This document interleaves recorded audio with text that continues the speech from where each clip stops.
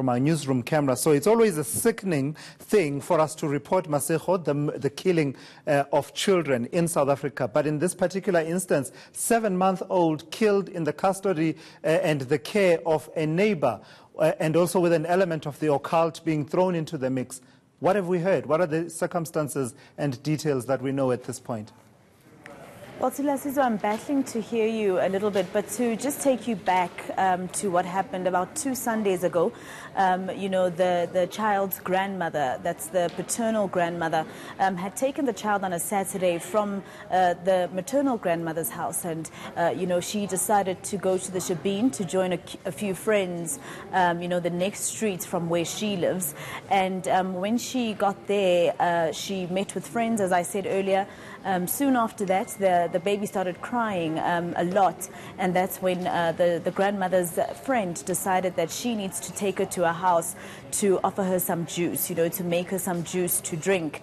And apparently when she got there, she found her boyfriend there. He was also apparently drunk already, and the child just kept on crying, and apparently this man then said she's possessed by demons and just decided to pick up a garden hoe and hit this child on the head. To Lasizwe, you cannot imagine as an adult what that type of tool can do to a person, and for a 7-month-old baby to be hit in the head like that is quite problematic. And as you rightly said, to Lasizwe, when we spoke to the mother, Mbalenhle Ngwenya, she was saying that, the paternal grandmother of the child needs to also explain what happened.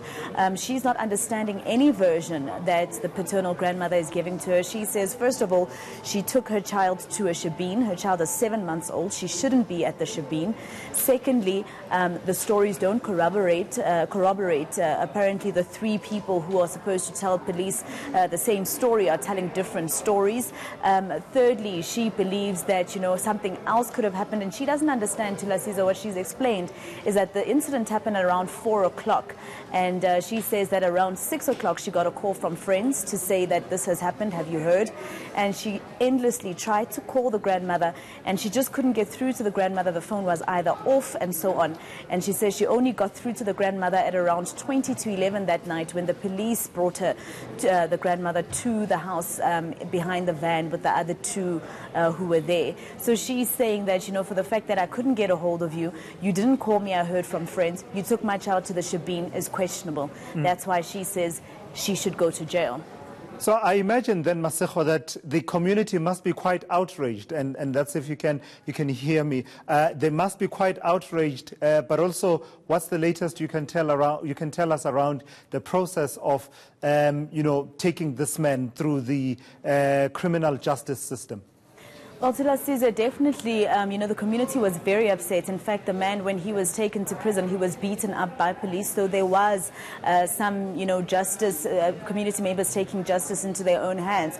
So by the time he did go to the police cell on that Sunday evening, he was beaten up quite a bit. And that's why his first court appearance last week, on the 12th of this month, he couldn't really appear because, he was still very injured. So they then postponed it to tomorrow, and that's where we're going. And we asked the mother, Zandile, what she wants, to happen to this man and to the people that she thinks should be jailed. And she says all she wishes is really bad things for them. But, going back to what I said earlier about her questions to the grandmother, here's what she told us, to Lasizwe.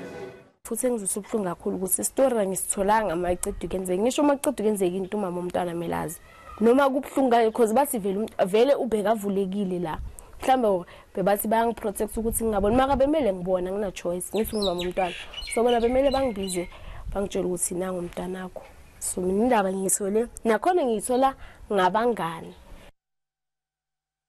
What can you tell us about the socio-economic circumstances around which, this family lived, and also where this child was growing up until her life was cut short ever so brutally? Not that it makes any excuses, of course, for such an act.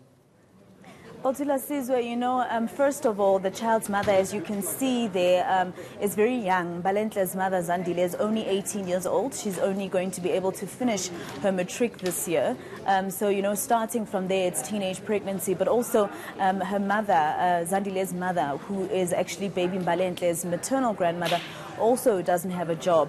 The father has a job. He seems to be driving trucks, for instance, around, but he's also very young, Sizwe. So, you know, the kind of background you can imagine in townships such as Duduza, you don't find a lot of people who are employed. So unemployment in areas like that are very rife, and we're dealing with family members who are all not working except this boy, who is the father of this child. And actually, he even ended up refusing to speak to us, Sizwe, saying he's so upset he can't even speak because he himself doesn't trust what his mother is saying. He doesn't understand how she, first of all, could take that decision as a grandmother to go with a 7-month-old baby to a shebeen. So those are the kind of socioeconomic circumstances we're talking about, where, you know, the grandmother could be, if I can say that, irresponsible to take a baby that small to a shebeen. Yeah. All right. Thank you so much for that, Masego Ratlaga, tracking that really tragic and really upsetting story there out of Duduza in Ekurhuleni.